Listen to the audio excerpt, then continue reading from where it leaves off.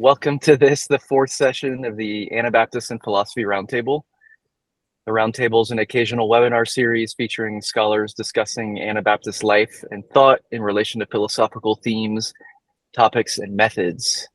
This series is sponsored by the Mennonite Seminary in Amsterdam, the Biblical and Religious Studies Division of Fresno Pacific University, the Institute of Mennonite Studies, and Pandora Press.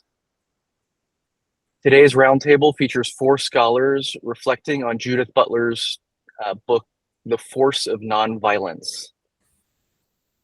Just admitting some more people here.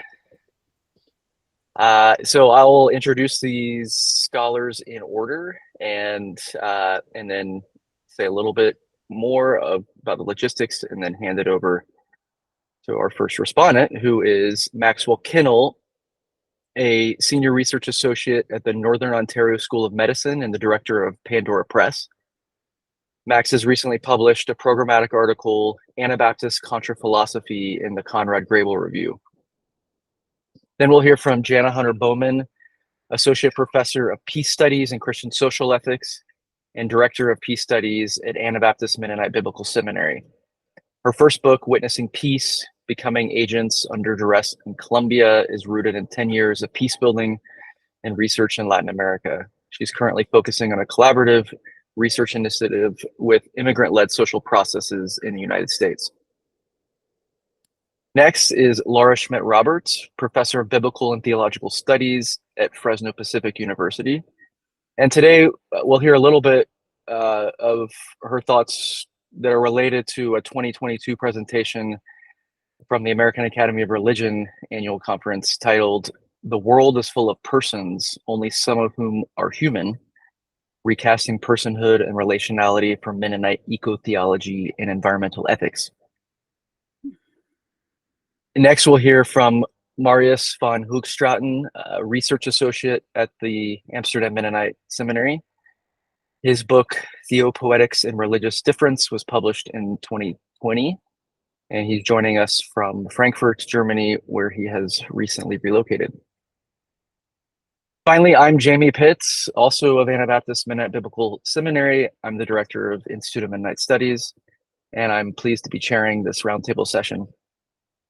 After the four presentations, I'll give the respondents a chance to interact with each other, and then I'll turn it over to you, the wider audience, for some open discussion. I do ask you to keep in mind, as we heard a minute ago, this session is being recorded, and that's in part because of popular demand. I got many emails asking, saying, hey, I can't be there, but I'd love to have access to this. And I know Laura has students from a class who will be also watching this. So for your awareness throughout the session, this is being recorded. Now I will turn it over to Max for the first response. Max? Hi everyone, I'm coming to you from the Thunder Bay Airport here, so apologies if there's a bit of noise in the background. I'm going to make my way through about a 10-minute reflection, and I may not be able to join you for the discussion afterwards. So in the interest of clarity, I'm pasting into the chat a link to my personal site where I have the text of what I'm going to say for those who would like to follow along.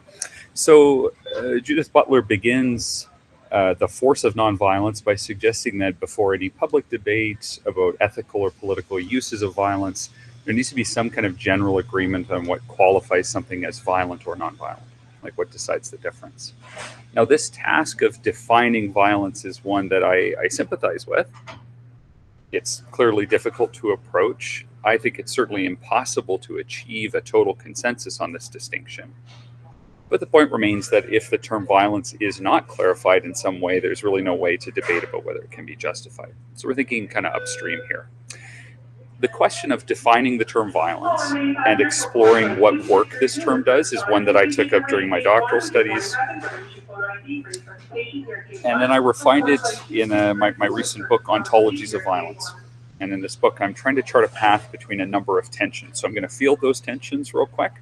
And then I want to play out and contribute to a few contrasts and debates between Judith Butler and another thinker named Elsa Dorland. So in short, I see violence as a key concept in our public sphere and in our academic world that reflects the values and priorities of its users and its critics. in ways that expose breakages in social bonds of public trust. So violence as a term names the violation of value-laden boundaries. This working definition for me, it attempts to do some work for users of the term, helping users of the term see like that when they use it, they're naming a violation. And I'm also trying to work with this definition so that we can remain flexible enough to treat the term interpretively. So I think that examining how the term violence is used allows us to interpret the values of its users. Every use of the term implies that very specific boundaries around very specific values have been violated, meaning that it points to the core values of both its users and its critics. So I observe that many people are highly invested in conserving or preserving the concept of violence against its misuse, or what they perceive to be its misuse. Those who want to retain the ability to name and condemn visible, physical, and corporeal acts of aggression, they tend to respond with resistance or even derision to those who use violence to name ways of thinking, knowing, and speaking, something like hate speech, or what I might call a violent epistemology. By contrast, some philosophers and others are invested in resisting the violence that words and ideas can do, but they can sometimes forget that it is images of physical violence, like corporeal and bodily violation, that give this term its power and weight in the first place. So these are, contrasting dangers. On one hand, the danger of forgetting that violent acts are always mediated through language, like the verbal command to drop a bomb. And then on the other end, forgetting that not all conflict-laden language is on the same level as the violence of war, for example. So here I'm thinking of Grace Janssen's critique of Jacques Derrida, which I work through in detail in my book, where she says that clearly the force of a sentence is not the same as the force of a bomb. Yes, but then things become more complicated. There are further tensions as well that my proposed definition is trying to approach. And on one hand, there are voices who argue that violence is it's a radically subjective term.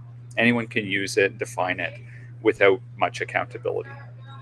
To me, this leaves the field open to those who would use the term violence as a weapon, just slinging it at whatever they don't like. On the other hand, there are those who defend a singular definition of the term. Violence just means this one thing, at the expense of all others. And to me, this ironically violates the contextual character of the term's use. So in my book, I chart a path between reducing violence to physicality at the expense of how violence appears in language and thinking, and dissociating the term into abstraction and ungrounding it from experience, while also trying to move beyond the bad options of just abandoning violence to subjectivity. And certain thinkers do this. I just recently interviewed Vincent Lloyd and pushed him on this and said, why is violence not a key term for you? And his response to me was, this word is just so widely used and abused that it can't, it doesn't have the weight I need it to have. So he prefers to discuss domination. And then the other pole is consigning the term to this singular definition that exists at the expense of everything else. And it's kind of myopic.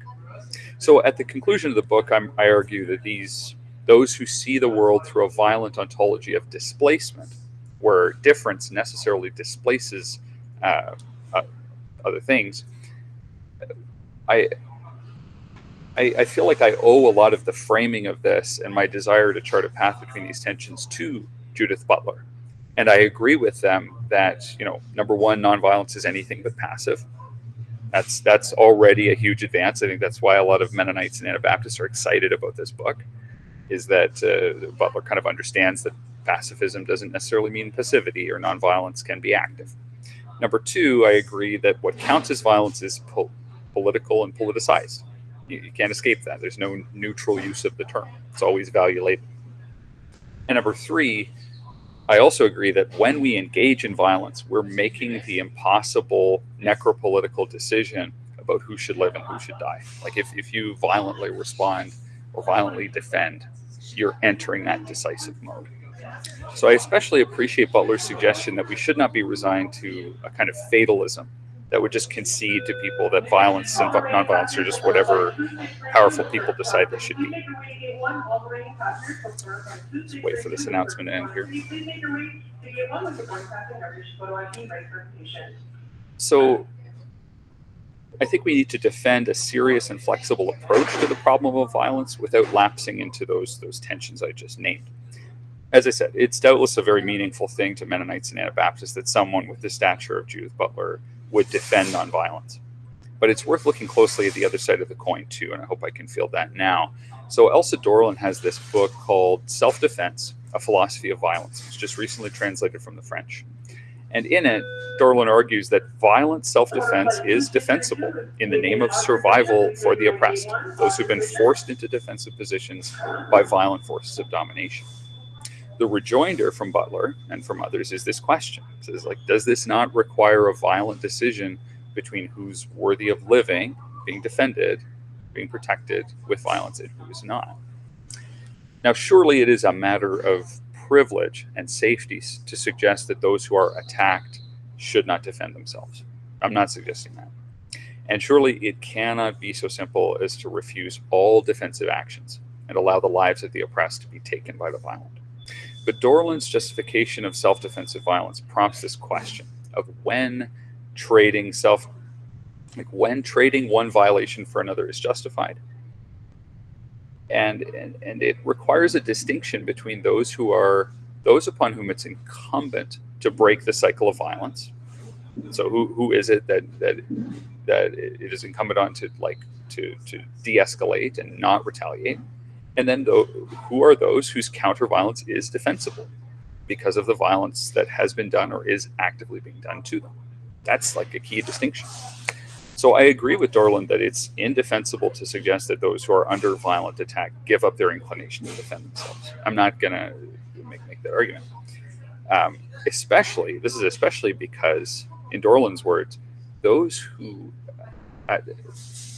one who attacks often invokes the principle of defense of self to legitimize its right to violence and colonization. We see this all over the place in the public sphere right now. It's a you attack me first self-justification. But in another sense, Dorland's justification of counter-violence, I think, risks rendering violence normative, well beyond the realm of response. And that's always the risk, is it moves beyond response to kind of a proactive thing. So in this way, Dorland, I think, is actually right to say that a key question concerns the boundary line between where legitimate defense ends and paranoid murder begins. So returning to Butler, I really appreciate their critique of justifications of violence against those who do violence. Even more so, I appreciate Butler's subtle perspective on how nonviolence requires a critique of what counts as reality. These are ontological and epistemological questions, highly philosophical, which is not to say that they are any less practical. And Butler will say this, and we all should, that violence is always interpreted. It is not clear. Sometimes it is very clear, but it is not as a rule clear. So in contrast to Dorland, Butler argues that if we make exceptions to the principle of nonviolence, it shows that we're ready to fight and to do harm, possibly even to murder, and we're prepared to give moral reasons for doing so. And that the distinction between those who are worth defending and those who are not, for Butler, gets reduced to demography and proximity. That's not enough. So for Butler, in order to be egalitarian in our approach to the preservation of life, there can be no difference between lives worth preserving and lives that are potentially grievable. So here, in conclusion, the question is whether the boundaries that surround life are justifiably violated by some response to their violation by others. This is what Walter Wink calls the myth of redemptive violence. So where for Dorland, violent self-defense is justifiable in the interest of self-preservation. For Butler, the cause of justice is lost in the decision between who should be violently defended and who should not be. So my contribution, I'll say one long sentence now at the end, and then we can move on. But I think perhaps it is not whether we should condone violent self-defense against violent attackers, but whether we can hold the question of nonviolence open in such a way that allows for de-escalation, allows for creative and emancipatory forms of direct action that might involve moral compromise, and critical forms of judgment about what kinds of violation are being traded for justification by those who begin from the standpoint of the defensibility of violence. So thanks for your attention. I hope the density of the text didn't make the verbal version too difficult, but I'm excited to hear the discussion, what I can later, and whoever comes next. Back to you, Jamie.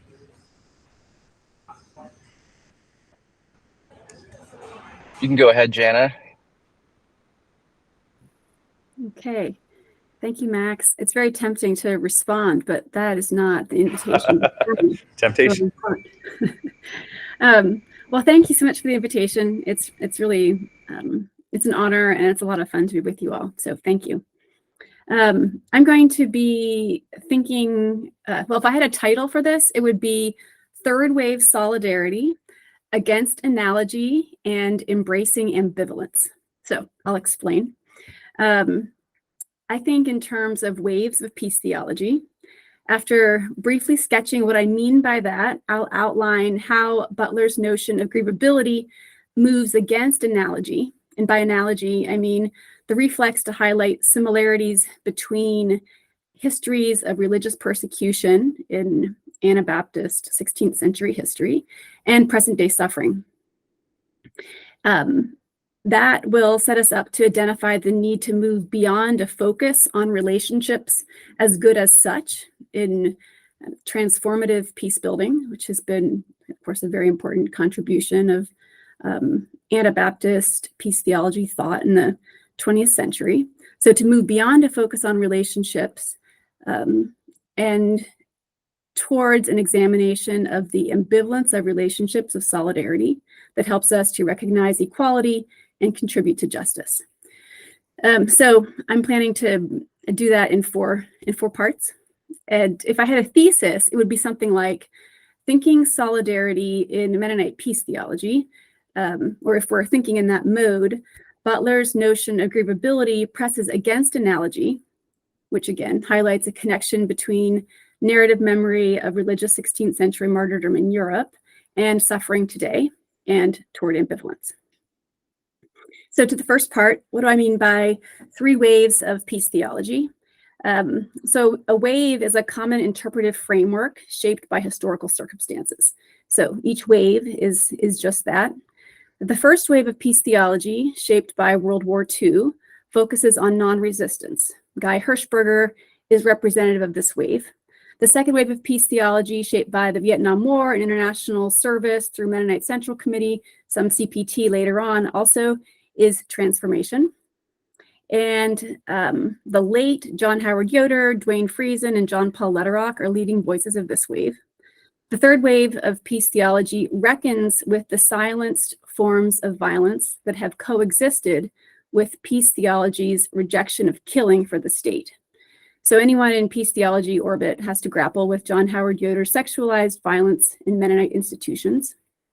To this, we add reckoning with colonialism, racism, and anti-Semitism, our histories in these areas. Women survivors of John Howard Yoder's violence and those who stood and spoke with them catalyzed the third wave. You can see, for example, the work of Carol Penner and other women in the 1992 publication, Peace Theology and Violence Against Women. Third wave practitioners and scholars reckon with the sheltering of and participation in violence, while also carrying forward a commitment to transformation that emphasizes the productive use of conflict that emerged in second wave.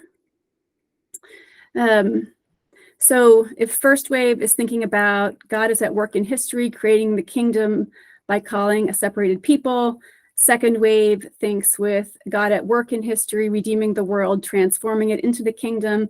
The third wave is thinking about God at work in history through confronting, liberating, and healing. Other thinkers in third wave peace theology, so Carol Penner, Ruth Kroll, Elaine Enns, Lisa Shirk, Sarah Nahar, Melinda Berry, Ben Gosin, Sarah Augustine, and you might guess that I locate myself also in a third wave. So here we are in the third wave. How might we think about this? How would it be relevant in thinking with Butler here? We can trace various themes through the third wave. So moving to my second point here, Butler notices that populations are produced to some degree by the violation and destruction that they suffer, page 17. In the case of Anabaptists, the narrative of suffering emerges with the European 16th century origin stories shapes, so these origin stories shape Mennonite narratives of memory and identity, right? Something that right away I thought of this book. I don't know if it's familiar to any of you, and if you can even see it in the screen here. But the 2015 Suffering to Solidarity, the Historical Seeds of Mennonite Interreligious, Interethnic, and International Peace Building, I think helps to illustrate this. The blurb reads, and I'm doing a little bit of paraphrasing here, the experiences of Anabaptists and Mennonites from the 16th century origins through to the present have shaped their approaches to conflict transformation. The book explores how a narrative of suffering inspires Mennonites to alleviate the suffering of others. As experiences of suffering continue to influence the responses of identity groups in the midst of violent conflict, a way to harness their narrative stories and memories and myths in transformative and nonviolent needed. And so then the authors, the contributing authors, of which I am one, so this is a self-critique here too. The authors then explore the various peace-building approaches, methods, and initiatives that have emerged from this Mennonite narrative and its preservation and dissemination in subsequent generations. Finally, the book examines how this combined historical sensitivity and resulting peace-building theory and practice have been applied in violent conflicts around the world. So I contributed a chapter that's particularly looking at the move towards transformation. So in a completely different text, Isaac Villegas names what I think is going on somewhat here for second wave postures of solidarity. Again, this book is about from suffering to solidarity. When he describes an interpretive flex of the narrative tradition in which those who suffer unjustly outside the Mennonite fold are recognized as spiritual kin. He's in this text, he's organizers of vigil on the US-Mexico border explained to Villegas that they understood those who have died in the deserts as participants in the tradition of the martyr's mirror. They too are victims, martyrs, and participants in the bloody theater. So these people are, and I quote, outside the Mennonite fold, yet recognizable as spiritual kin. This is a hermeneutic that ushers forth, and I quote, a call to solidarity with those who undergo analogous violence now. So the question that I have in thinking that I offer is, but when is this that? When is this suffering also that suffering? When does analogy work and when does it break down? This takes us to my third point here, and here I want to go to Butler. Butler troubles, I suggest, this kind of analogy, that this is that, with their notion of grievability. And this is, of course, key not only in this text, but in others, but I'll just point to a few places where this is unfolded in the text that is under study here. So the basic notion here is that we are not equally grievable, right? To explain, they draw a distinction between descriptive reality of grievability and the normative reality of grievability. They draw a clear distinction between the descriptive reality and the normative commitment, writing the differential ways in which the value of life is gauged are informed by tacit schemes of valuation according to which lives are deemed to be more or less grievable. Some achieve iconic dimensions, the absolutely and clearly grievable life, while others barely make a mark, the absolutely ungrievable, a loss that is no loss. Close quotes from page 73. And then they write on 106, because radical inequality abounds on a descriptive level, we should perhaps make a move that is frankly normative, to claim instead that every life should be grievable. So I think they're right that the is, thought, is, ought, grievability distinction helps us to think about moving from what is to what ought to be. And of course, we often think about this theologically, but for the sake of time, we're going to just work with their terms. Failing to do so, failing to distinguish between this is-ought distinction obscures what needs to be exposed in order to undermine the roots of hierarchy of valuation. And failing to do so might indeed contribute to moral confusion, as they suggest. So if we base our moral reflection and strategizing on a false equivalent, we risk reinforcing and replicating the very patterns of relationships that continue to produce crisis. In conflict transformation language, we speak of this distinction in terms of the relationship between the epicenter, or the roots of a problem, the patterns that continue to reproduce crisis. So epicenter and episodes. Judith Butler calls this false equivalent simply awkward. Indeed. So one example of how this came up for me, and that Butler is giving some language to describe what I've been working with here.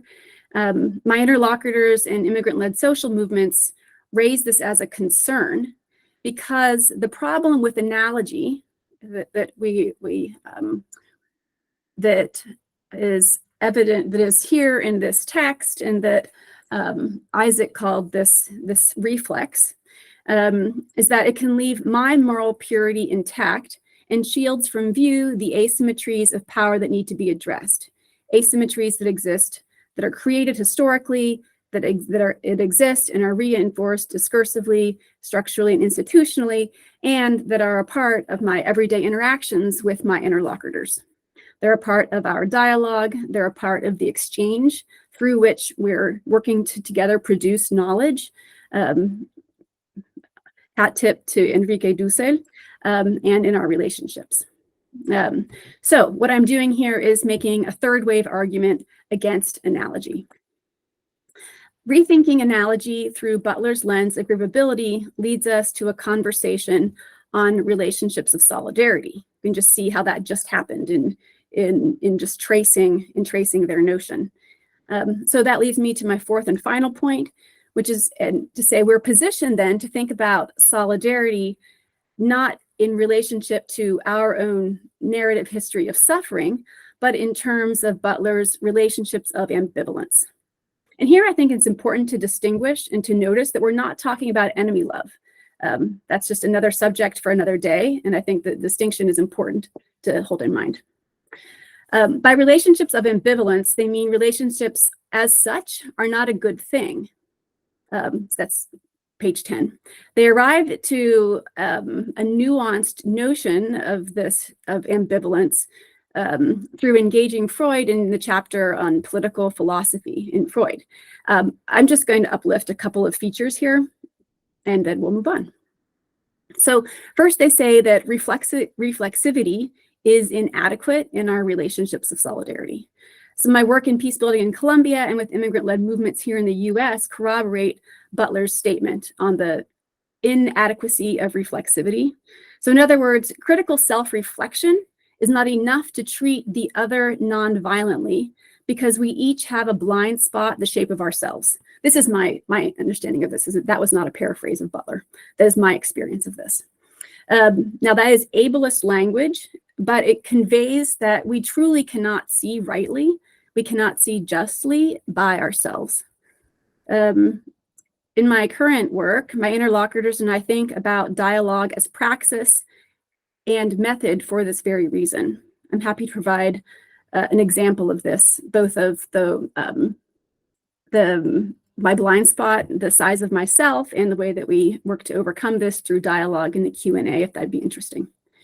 So then, this posture helps us to fall back upon, and here I'm quoting Butler, the social solidarity of failure, in which none of us lives up to the ideal, and that this shared failure actually grounds our solidarity and our sense of equality. Page 170. So this is one small way, but a very concrete way in which the ambivalence that they talk about checks the conversion of aggression into violence. So I will end there and turn it over to you, Jamie. Many thanks, and I'll turn it over to Laura. And Marius, you can just go when Laura is done, so no need for me to speak again. Yeah. All right. With Janna, I echo the thanks for the opportunity to reflect on this work together and look forward to some conversation. I want to start by saying I come to this discussion as a theologian who also engages philosophy in my work, and as one who identifies as Anabaptist Mennonite in the sense of belonging to a theological and ecclesial tradition. That all seems important to say, in part because of some of what follows, but also in recognition of some who self-identify as Mennonite, but do so not as part of a theological tradition, but rather as part of an ethnic or cultural group. So that being said, I find myself ruminating on Butler's assertions linking the argument against violence to a critique of individualism and the contrasting social and relational understanding of humans and the self that they put forward.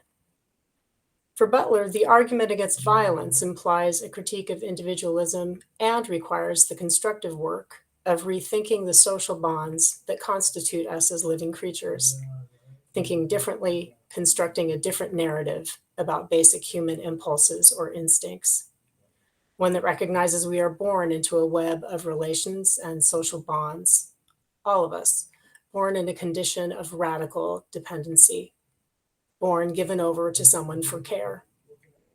As we mature, we are no less relationally constituted, we don't grow out of it, no less interdependent.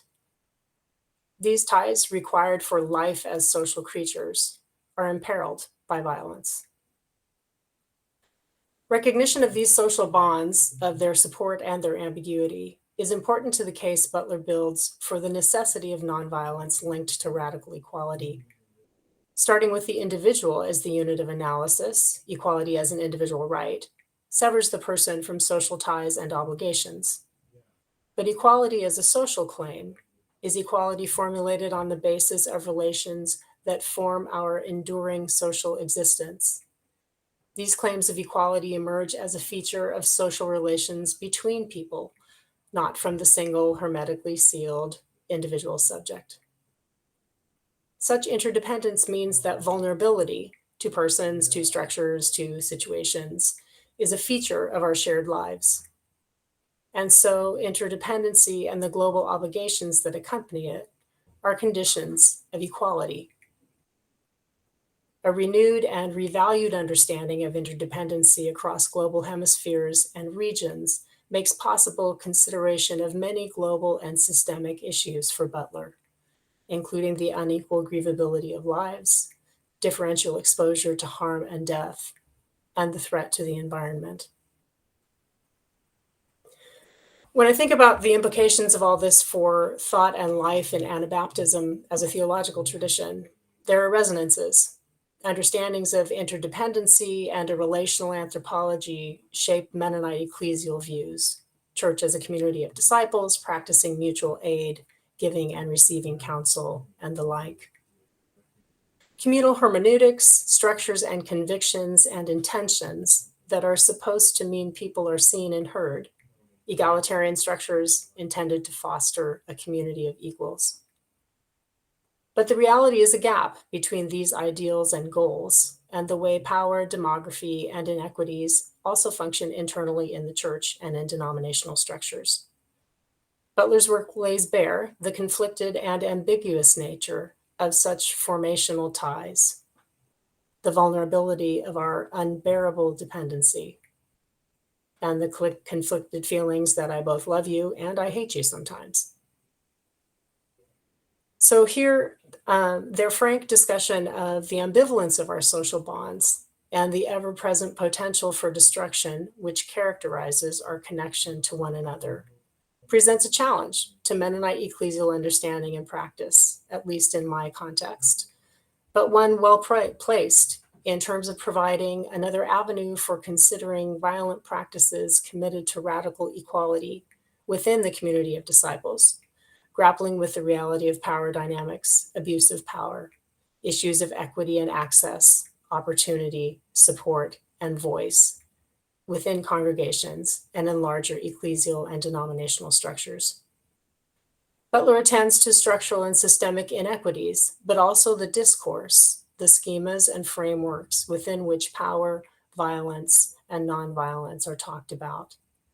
This surfaces another area of interrogation for Mennonite ecclesiological realities. How carefully are we thinking about and interrogating schemas, frameworks, and the discourse the way it unfolds internally for us, as well as in larger conversations with community and global contexts.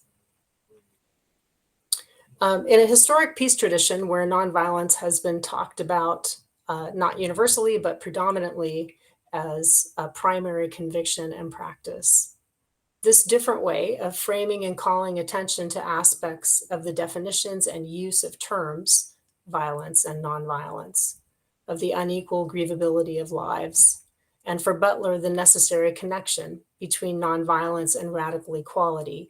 These all present a challenge to think about how these realities and ambiguities are often occluded in the discourse around persons and power and practices of nonviolence in church and ecclesial structures. Theological grounding for what Butler talks about in terms of equality and the intertwined nature of lives and the call to global obligation. Theological grounding for all of this is in place in the tradition. The resonances are easy to see. But the implications around the fraught nature of all of that are something quite different.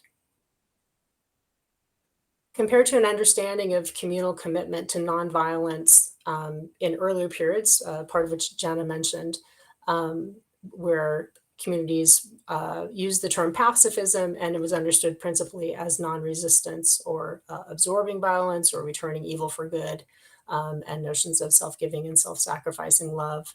The shift from that to nonviolent direct action and proactive response, attending more carefully and intentionally to systems and structural violence has certainly been underway, again, in brief descriptions that you've already heard about. But addressing violence and inequity and the way those are connected, as Butler argues, has more often been talked about in relation to structures external to the community, in relation to the state, for example, as opposed to this much more nuanced, but also really sobering anthropology that Butler presents, with ambivalence regarding social bonds and the destructive potential present in all relations because of what it means to be human. I think there are really significant pieces of this anthropology that she puts forward, that they put forward, that present a challenge to understanding and practice of nonviolence because of the ambivalence in social bonds, attention to discourse and framing around who and what gets described as violent or nonviolent, and the call for a militant pacifism and aggressive nonviolence, which is quite a contrast to a group who at points historically has been identified as the quiet in the land. And again, for me, at least the context in which I am in primarily Mennonite Brethren circles over the past number of decades, the contrast feels quite stark. It's also interesting to me that Butler is very clear about not needing to love someone to be in solidarity with them. And I think this too presents a challenge, again, as I think about Anabaptist Mennonites as a theological tradition, where loving neighbor, even to the point of expressing this self-giving and even self-sacrificing love, it presents a challenge for thinking about what is possible in terms of practical expression, even when our sentiments don't align with our convictions. Butler takes a few opportunities to talk about our dependence on material structures, in addition to the social bonds that figure so prominently. So the built environment and the ecosphere. But this is one place where I wished for much more. I was actually surprised to see discussion of the force of nonviolence in architectural review. They're noting the theory of origin that assumes progress is less possible when preserving the life of others. The author, by contrast, observes that in reality, the built environment has been constructed and continues to develop with interconnected systems. We all rely on shared built environments, systems, resources, and ecologies, which are expanding as a result of planetary urbanism and digital media. The author adds that our utopian aspirations of sustainable cities weigh heavily on efficiency and community and shared infrastructure. So the city and its built forms construct a world where intersections are inevitable, where our movements, actions, and consumption leave marks and have implications on people and spaces. These observations from the field of architecture and city planning highlight the way in which dependency means reliance on material structures in support of basic human capacities like transport and feeding ourselves, and the way in which the architectural and city planning imaginaries envision interdependent, interconnected systems. Butler's work draws our attention to the inequitable distribution of and access to such systems and structures of support, which place some lives in peril, the demographically, identifiably, socially dead, as they refer to them sometimes, while fueling the flourishing of others, differently identified. Such inequities call for a militant pacifism, an aggressive nonviolence that exposes and protests the inequity without resorting to violence. In terms of environmental connections, there are places in this work where they clearly gesture in this direction and make some comments about the biosphere and ecosphere of which we are all a part as part of the web of relations and support that we are born to and depend on for all of our lives. These are also sites of unequal distribution, the inequity of the effects of climate change, where waste is, where factories are built, where poor air quality is, grocery stores, access to affordable, healthy food. All of those pieces are exactly part of what they are talking about in relation to human living as opposed to being left to die or made to die. I know one can only do so much in a 200-page book, and I understand the crux of Butler's interest in addressing the question of nonviolence and its connection to radical equality as a question in relation to humans. But I don't think you can actually do this without attending to the environmental pieces, which are an essential part of a life of flourishing.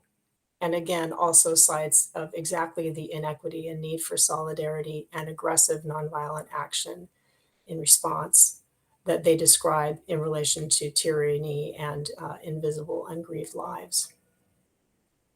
The presentation that Jamie mentioned at the beginning, The World is Full of Persons, Only Some of Whom Are Human, is one avenue for exploration. I mean, there are lots of resonances, and it's interesting to me to think about what happens when the argument that Butler makes here gets extended to non-human creatures and creation. And again, there's some discussion of this, mention of the grievability of non-human creatures, but there are so many resonances, questions about the discourse around in the environment, environmental degradation, what schemas and frameworks and within which these other living parts of our world are defined and described, our inescapable dependence on this non-human web of relations, which also constitute and support and sustain us.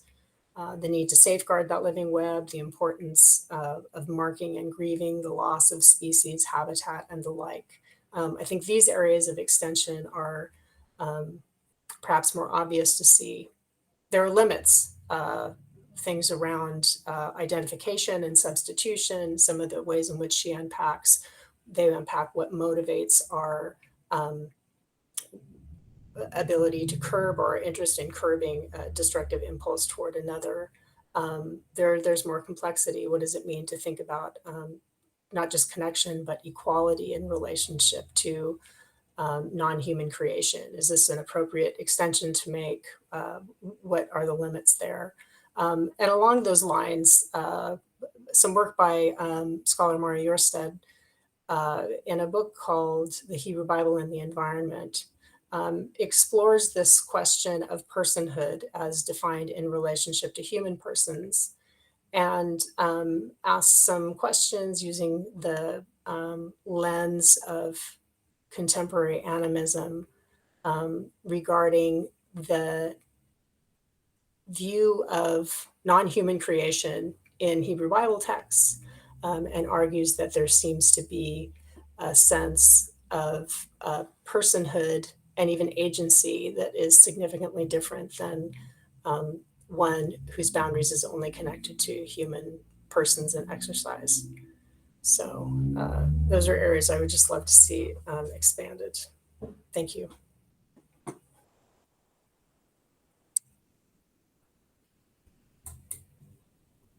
Thank you so much, Laura. I'm seeing some things in the chat that are already like I have the dubious honor of going last in this little panel, and it means that I speak at a point where I think many of you are also ready to start the debate. But I'm still going to say just a few things, just to pick up on a few things that Butler does in this book. And I'm not sure how many of you present have had a chance to read it. I reviewed it when it came out for a Comrade Grable review, and I wrote that it's a little bit difficult to judge whom this book is really for. And I still think so, because on the one hand, it's clearly not written specifically for other academics.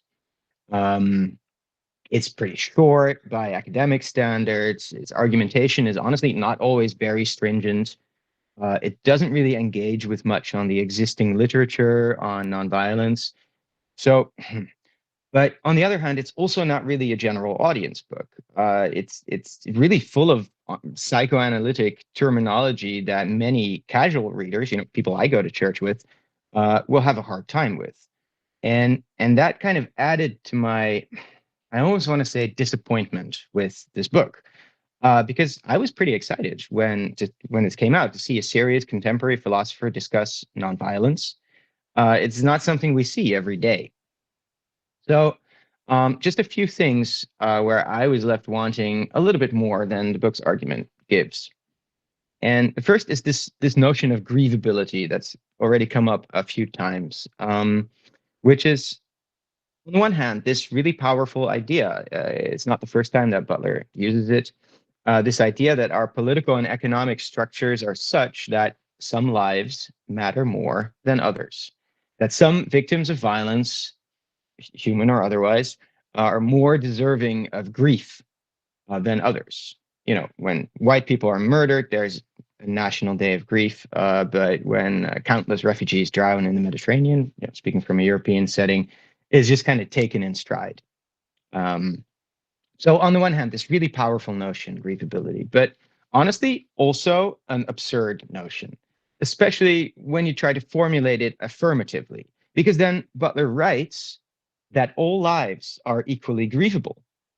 And you can sort of observe in the lines as they are writing this, how they are straining not to write all lives matter. Because of course that would give it away. That would reveal that this idea of universal egalitarianism of grievability is an absurd notion that makes grief so abstract, it becomes removed from any meaningful sense of relationship or community. Of course, I will mourn my neighbor or my mother more than someone whose obituary I read in the newspaper. Grief and mourning function as human emotions and also as collective activities, especially against this abstractness of death. People die every day, but grief testifies to the specificity of the person who has died and their relationships and their place in the community that is now empty. And for this reason, grievability is, I think, only meaningful as a political notion when it refuses this abstract generality that Butler's universalism tries to give it. And this is understood very well by the political discourse of our time, which is exactly why it's Black Lives Matter or Palestinian Lives Matter, because it's there to assert the grievability of these lives, to resist their dissolution into this ocean of perfectly equal lives and deaths. And I think this ties into the second point that I want to make, which is to do with Butler's argument that nonviolence should be understood not just as tactical or ethical restraint, negatively formulated, we will not kill, or we will not throw stones at the police, or we will not engage in sabotage. And then we can argue precisely where the line is. But as this affirmative orientation toward the interrelatedness of all life, because it's this interrelatedness into which violence introduces a cut or a distinction between lives that matter, that are to be defended, that are part of the us, and others that we might kill in defense of the us. And a nonviolent orientation would be, according to Butler, a general opposition or resistance to this cut or distinction, and an affirmation of the interrelatedness of life. So really almost like a metapolitical or metaphysical vision instead of just a question of ethics. And I think that's very compelling, but I'm not convinced it's compelling as an argument for nonviolence, for the force of nonviolence that's on the cover. At least not in any recognizable sense of that word. And incidentally, I think it's not surprising. Maxwell talked, he's gone now, but he talked a little bit about defining violence and nonviolence, and Butler expressly refuses to define violence or nonviolence in this book.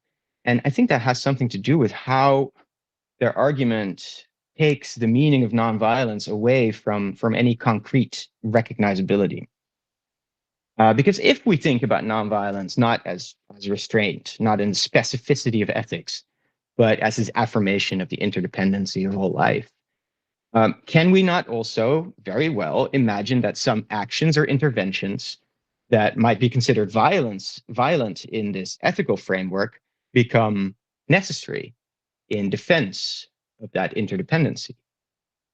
To block a road, to sabotage a pipeline, to defend a barricade, to execute a war criminal. This is Hannah Arendt's argument against Adolf Eichmann. You refuse to share the world with us others, and this is why you must hang. As soon as we remove our understanding of what a nonviolent orientation is from the concreteness of ethics and broaden it into a general political vision, these kinds of questions become conceivable, even necessary. I'm not saying that's bad. Maybe it's even good.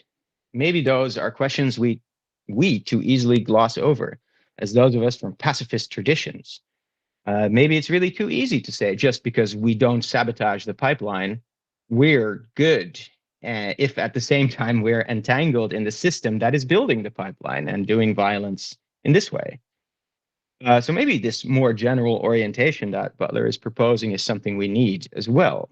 But as an argument for nonviolence, for the force of nonviolence in any recognizable sense of that term, in conversation with tactical movement questions, which is what the book promises to do, I find Butler's treatment of those ambiguities really underdeveloped here. Because ultimately, they also gloss over them.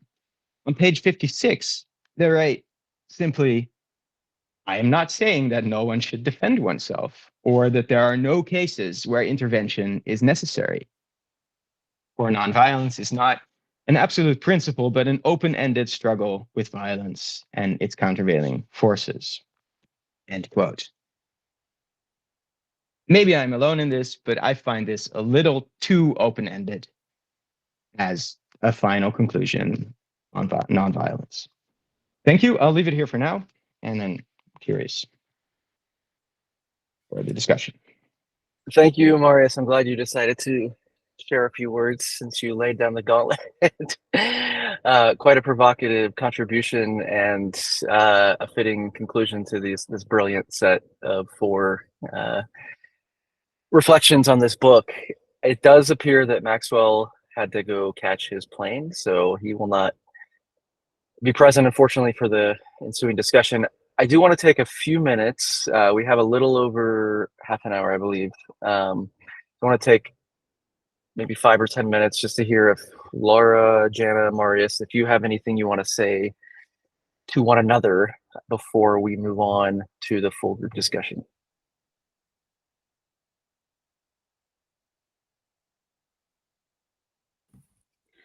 I think I would just underscore what Laura mentioned in terms of the importance of thinking about the ambivalence of relationality and social bonds within Anabaptist communities, and the possibility of that being an important corrective for some of the huge problems with second generation peace theology, I'll say namely like John Howard Yoder, right? The way in which that's, so this is not going to be a session about him, it's not.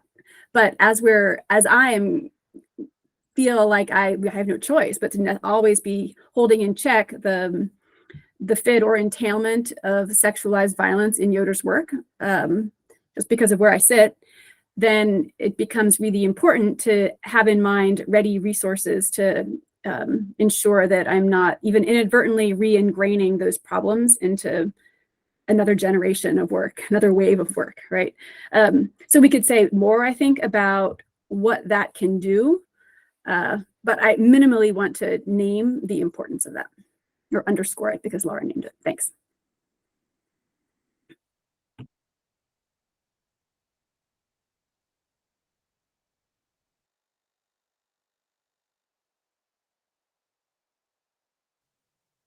If I may, I mean, I've just been speaking, but and Maxwell's gone now, but he touched on something, on this question of defining violence and nonviolence in his talk, and it reminded me of there's this other book by about nonviolence by this anarchist called Peter Gelderloos. I don't know if this is a familiar book in this circle that we're now, but it made quite a few waves in some social justice-y circles because the book is titled How Nonviolence Protects the State. And one of his arguments is that violence is just a word people use to name certain human activities that are, dangerous to the system.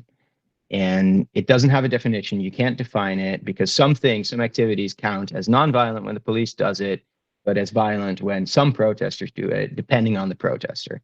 So, white protesters can get away with a lot more before they're named as violent protesters than people of color. So his conclusion is that exactly because violence is so interpretable, it's meaningless. And this means that nonviolence is either also meaningless or complicit in the political shaping and interpretation of what counts as violence.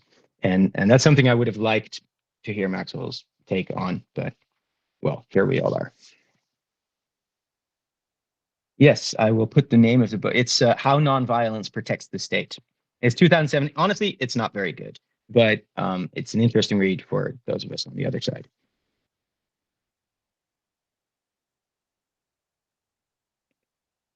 How do we even get to the chat? Oh, figure it out. Laura, do you have anything you want to contribute at this stage? Yeah, well, just Janna, you dropped a teaser about sort of countering or concrete ways to navigate the self-shaped blind spot that we carry in terms of treating others justly. And I was curious what you were wanting to say that you didn't. The pragmatics of it, right? Sure. My interlocutors in a group called Movimiento Cosecha and I have found Ada Maria Isasa Diaz's text on dialogue as, so there she's a mujerista feminist theologian, and she talks about dialogue as praxis and method.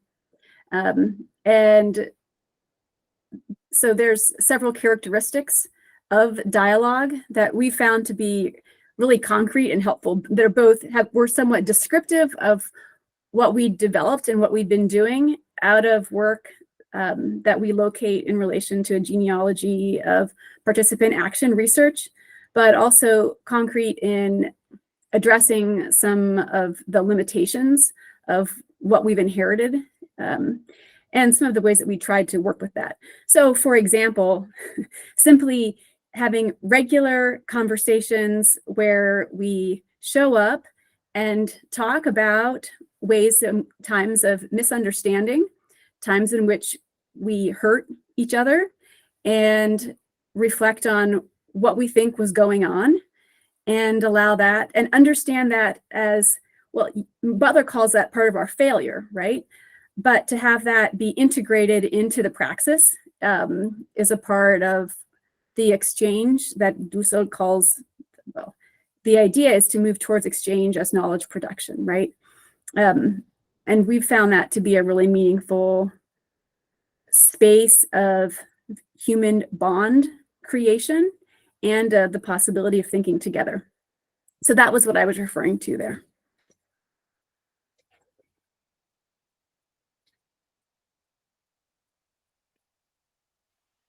I think at this point we can open it up to the general audience. And if you have a question, please either use the raise hand feature here in Google Meet, so you can, at least on my browser, there's a little hand icon at the bottom under the video screens.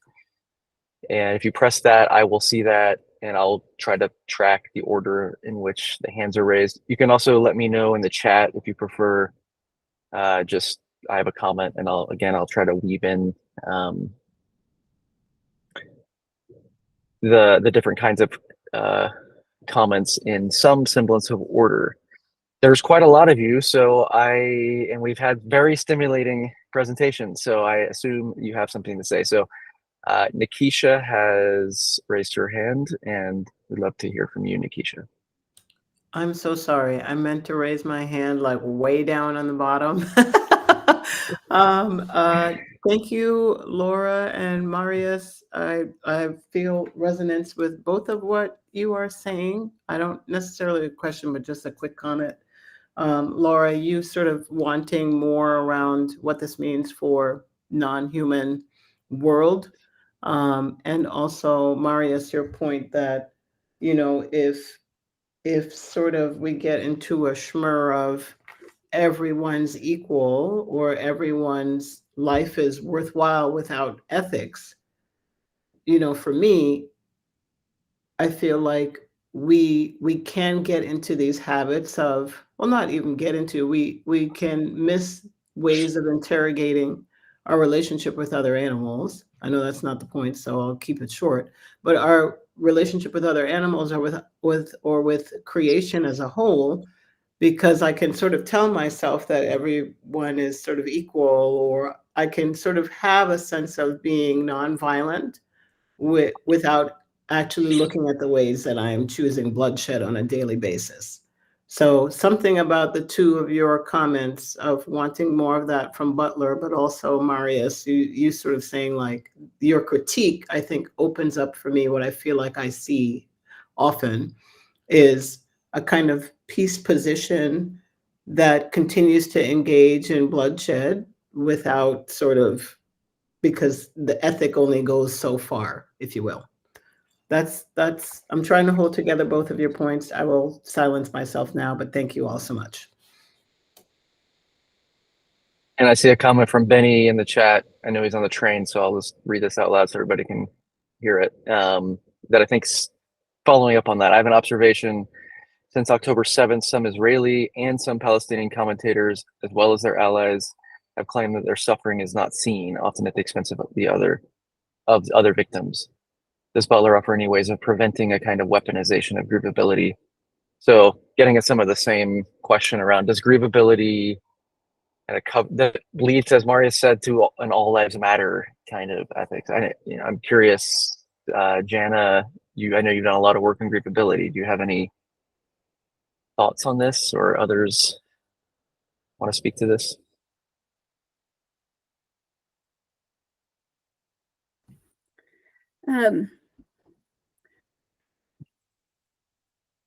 I guess I did not read Butler as being as liable to the charge as other voices in the room, particularly because, well, one of the way I read this text, but to Benjamin's point, I found it very interesting how some of their commentary on Israel-Palestine and the way in which they think through some of the questions that are at stake.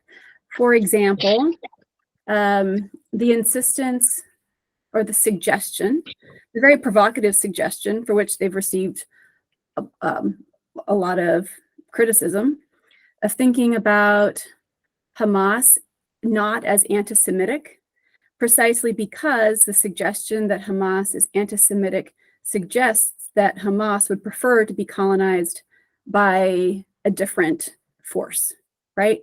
And so for me, I interpreted the distinction between grievability as a descriptive reality and grievability as a normative reality. I understood their point to be that we must hold those to be distinct in order, I understood that part of the force of the analysis to be that distinction that I think perhaps others did not see as being as clear or as robust for analytically. That does not speak to Nikisha's question. It speaks to Benjamin's observation somewhat, or at least one dimension of it. So I would point to Marius and Laura to speak to kind of Nikisha's question.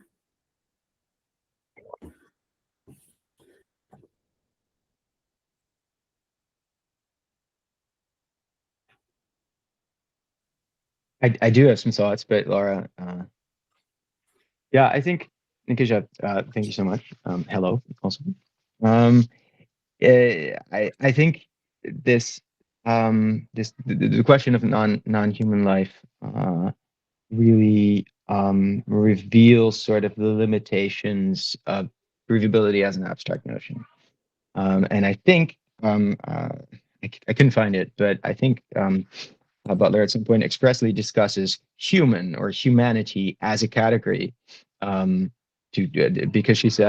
they say, you know, anytime we identify worth with humanity, it results in some populations just getting, some oppressed populations just becoming sort of named as not human or subhuman or inhuman, right? So, and then so humanity is actually a more dangerous category, because then it doesn't provide this equal worth of everyone who is human. It just makes people who are considered worthless, means they're also considered not human. But then I'm not sure how this idea of grievability in life gets us anywhere else. And there's this little passage that I did find that I would like to read, where I think where Butler really briefly touches on the vagueness of this notion. And then so they write, and then there's still that tricky question of life and when life starts and what kinds of living beings I have in mind when I speak of those who are living. Are they subjects of a humankind? Would that include the embryonic? And so not quite a day at all? And what about insects, animals, and other living organisms? Are these not all forms of living that deserve to be safeguarded against destruction? Are they distinct kinds of being, or are we referring to living processes or relations? What of lakes, glaciers, or trees? Surely they can be mourned, and they can, as material realities, conduct the work of mourning as well. Big questions. For now, it seems worth reiterating that the ethic I am articulating is bound up with a specific political imaginary. And so all of these questions are just sort of left to the side. And this was really a point when I was in the middle of it where I really felt like, this is so frustrating. You go up with this really powerful notion, and then as soon the big questions that it raises just kind of aren't addressed at all in this book. And I think maybe that also testifies to how powerful the notion is. Like, I don't want to be purely negative here, but yeah, I'll leave it there for now. I just want to say that that's so interesting you draw, because I found that passage to be so productive in the way it was open-ended, a la Radical Democracy, where this project is so unfinished, open-ended, and we need more conflict and conversation. So it's interesting to hear how we read that differently.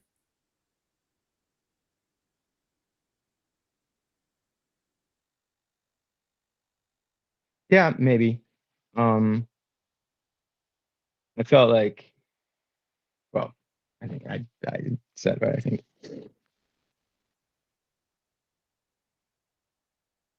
But I mean, it connects to some of your critique, Marius, right, about the abstractness of it. So, here's this long list of enormous questions, which when they remain in the abstract, remain, sort of perennially open-ended. But the minute we think about, like, I have immediately in mind a person who seriously mourned the loss of a giant oak in the middle of some of the storms that we have had in California over the last year or two, because it was considered a mother oak, right? So there were all of these things connected to the community and identity and understandings of sort of spiritual interconnections.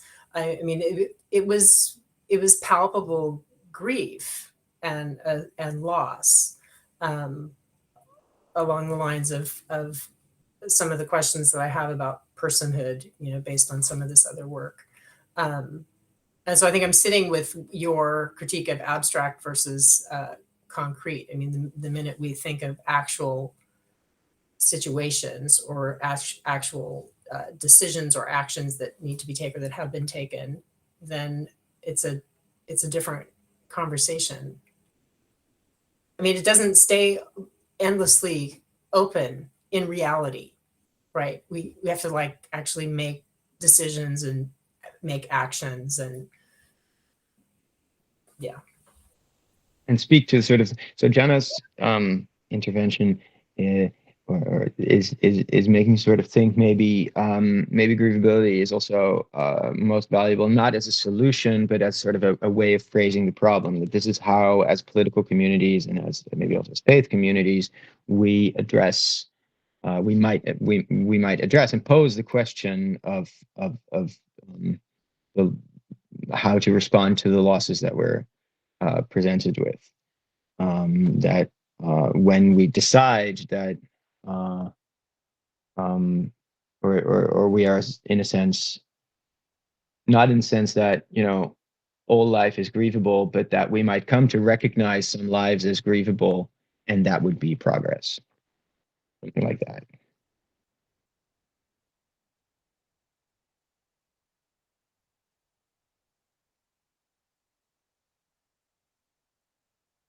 Right, and then we.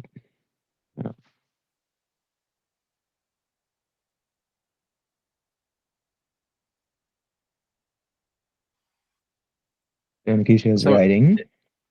Go ahead, Marius, read that. Well, no, it's disappeared. I'm on my phone because the sound is better, and the screen is awfully small. I'm getting old. So Nikisha, for those of you who haven't found the chat, which if you're on a browser, it's a little talk box thing you can click on. Nikisha has written, as long as it's endlessly open, there's daily violence we do contribute to that we don't have to address personally. The quote, real violence just continues to stay out there with what others and systems do.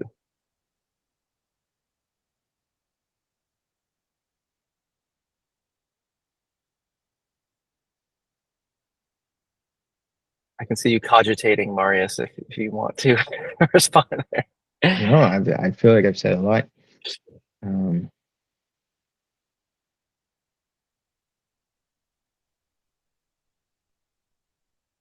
So then he asked, could we say that the All Lives Matter slogan is generally used as a speech act to dismiss a particular grief claim from entering the political arena, whereas all lives should be grievable holds out a horizon of transformation?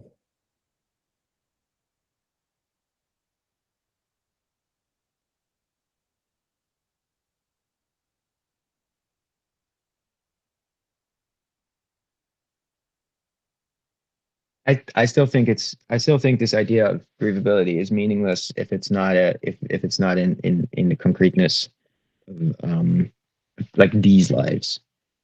So to address non-human life, anytime there's a documentary or like a lead article, okay, this is a big contribution. I don't know, we'll get to that. Anytime there's a documentary or a lead article on like the processing of a particular animal for food, right? Particular kind of meat production, I guess, like chicken, and then there's this, everyone thinks this is awful, and everyone stops eating chicken.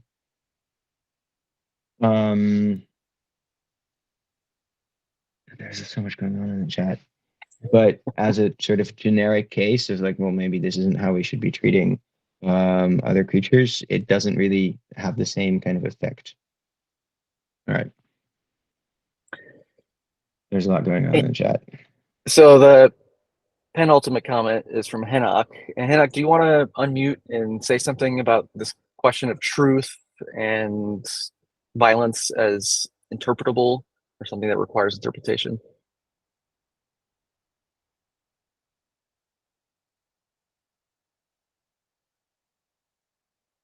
If not, I will just read your comment and see if there's any responses. So Henok says, I've not heard any of the presenters say, at least not explicitly, there's no such thing as truth, but I hear each presenter emphasizing the role of interpretation and shaping our understanding of truth and how it relates to what one might call violence. It's really disturbing to be in a state of mind with the realization that truth is not always clear cut and can be subject to interpretation. This feels like chaos. He adds, I hope this comment is not disturbing or depressing. If it is, I apologize. So if you're not too disturbed or depressed by what Henok has contributed, I would love to hear from any of you on this question. Yeah, does a kind of hermeneutics of violence lead to a relativism? And Butler talks about this, of course, explicitly in their book, but perhaps you have your own thoughts.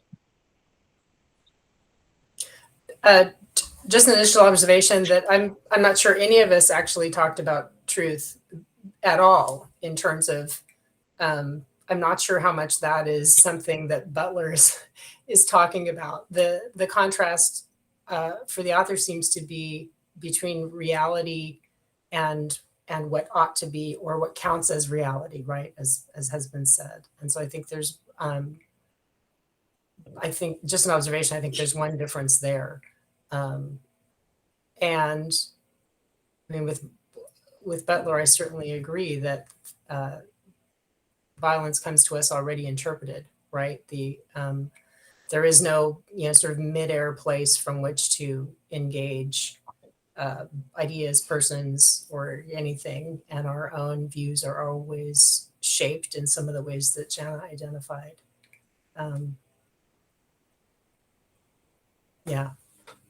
Just an observation. Right, and so we've talked about so 2 points seem to be relevant to me in what we've talked about so far in relation to your comment, Henok. First of all, I do not think it is disturbing. So fabulous to bring it up. So first is the distinction between descriptive reality of what is treated as grievable and what then they call a utopic vision of grievability, or which is the normative, right? So that is one, those are two lenses. But I also don't hear that as a statement of what is true and what is not true. Rather, these are distinct lenses for interpretation and moving towards a horizon of a world in which we are equal and in which that is more just, and ultimately they're interested then in radical structural transformation, right?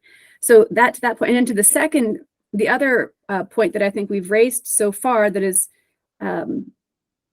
to Laura's point of, I don't think we've talked about truth, but that might be what perhaps what you're hearing here is the way in which violence is always discussed within a frame. At any time the word violence is used, or nonviolence for that matter, it's always within a kind of like a discourse, right? A frame of meaning or a way of making sense of the world. And I think a really interesting point that we have not yet talked about would be their engagement of Benjamin around page 123, where this point of frames is discussed.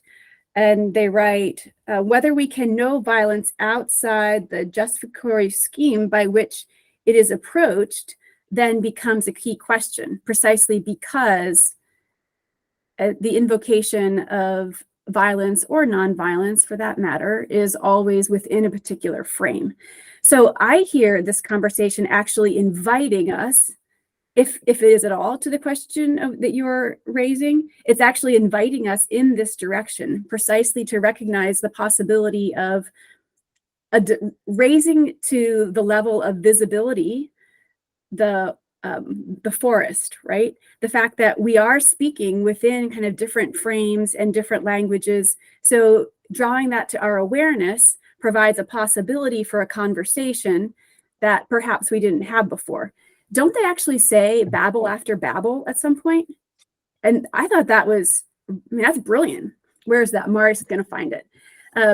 So I think it is actually, this is a kind of possibility for conversation that I think is just a really fantastic invitation for Anabaptists who want to talk to other moral communities or communities that would not want to be, would not identify with this notion of a moral community, but to talk precisely about the possibilities and limitations of our frames. So babble after babble, to me, is an exciting possibility for a really fun party, but is distinct from chaos for me. A fun party, not a disturbing or depressing Exactly. relativism. Marius? Yeah, the thing with what she does with Benjamin, whom I like very much, I really didn't get it, what they were getting at, and that was actually one of the notes I made for this roundtable. If nobody has any comments, then I want to ask my fellow panelists if you understood what they were getting at, because I found it very difficult. I think one thing on this, just to pick up on what Janna was saying about these frames, I think one thing that Butler, and what I find very compelling in this book and elsewhere, is the frame already produces lives that matter and lives that don't matter. And this is already, in a way, factor of political power and force, is to produce lives that don't matter. And this is to already see a violence in that, and not just in this framing, I think is already really meaningful and really dangerous to, or really can be really subversive.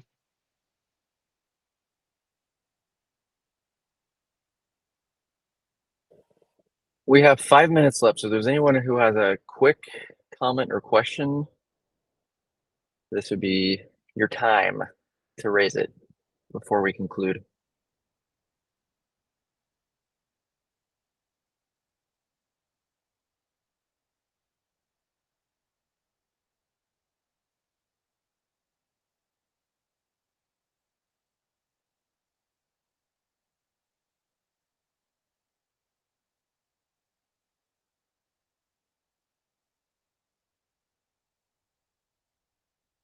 In the silence, I want to ask Janna a question around analogy. And this is kind of there's a meta question behind this about the nature of theory and what we need or do not need theories for. But in my understanding, you know the Colombian context much better than I do, but my understanding is that Colombian Anabaptists, in the midst of civil war, read very closely 16th century Anabaptist martyr stories and found the analogy between those stories and their own situation deeply spiritually empowering. And I've heard that similar kinds of stories from South Korea and elsewhere. And I just wonder, do we need a yes or no to a theoretically construed analogy, or can analogy do different things in different contexts?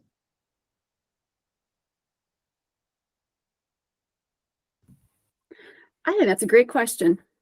I like it a lot. Maybe it's one we actually work out in dialogue, in context, right? Is to think together, what does an analogy do in a different context? How is it resourcing us?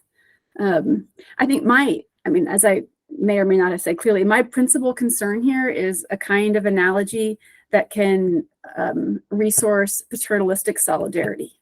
So I'm speaking from my own positionality here, right? But I think that's a really important question as we think about the possibilities for kind of intercultural dialogue, intercultural listening, and intercultural learning, is to think about the role that that different kinds of analogy play at different times. In terms of the Columbian Anabaptists, that I think I did not hear that emphasized a lot. If it was right alongside a notion of a more it was deeply infused with liberationist strands, which made the interpretation of analogy quite different from the way that I've experienced it in the United States of America. So maybe that would be, well, so there's one comment in respect to that. Jump in if somebody else wants to say something, but I would also just like to raise the notion of destruction that Butler brings up here, and the way in which we need to grapple with the destruction of nonviolent force. And I found that really helpful because, getting back to the Columbian context, something that we talked about quite a bit was the need to dismantle, let's say, the paramilitary apparatus. Dismantling, that is, and of course now in the United States, and we talk about dismantling the doctrine of discovery, right? That is explicitly destructive language. And when Butler talked about this is one of the first times that I heard discussion of that in terms of destruction. And I've thought about that in terms of transformative displacement. And I would have been interested in asking Max what he had in mind when he talked about the possibilities for displacement. So that perhaps we don't have time to discuss that, but I'd be interested with those who are more well-versed in anarchist literatures than I to comment on the using destruction as the language for talking about structural change. We are out of time, unfortunately. It sounds like there's quite a lot to talk about here, so perhaps we'll have a part 2 to continue talking about violence, maybe with another text or a new presentation from somebody present on this call, whether one of the presenters or someone else. There's clearly quite a lot to talk about. I want to say 2 things before we conclude. One, as I said at the beginning, this session has been recorded, and I will be sending out a link shortly. The last session actually was also recorded, and I forgot to send out that link. I will send that out as well. And the first 2 of our Anabaptists and Philosophy Roundtable sessions, the texts from those have now been published. Laura edited a special issue of Conrad Grebel Review. I alluded earlier to Max's essay on this topic of violence. It's in that that recent edition of the Conrad Grebel Review Journal. You can find that online. And thanks to Laura for her hard work getting those together. Please, if you are not getting emails about this, about the Anabaptist and Philosophy Roundtable, please send me a link or send me a note and I will add you. I'm just basically sending out occasionally when we have new sessions. I've just put my email address in the chat. You can also just jpitz@ambs.edu or find me online some way. You can also subscribe to the Institute of Mennonite Studies Facebook page, and I'm also putting out notifications on that and much else, which would hopefully be of interest to you there on Facebook. So the discussion's already going in the chat, so we're going to have to just cut this off or we'll be here all day.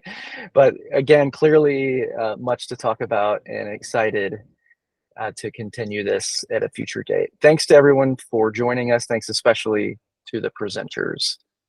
See you next time.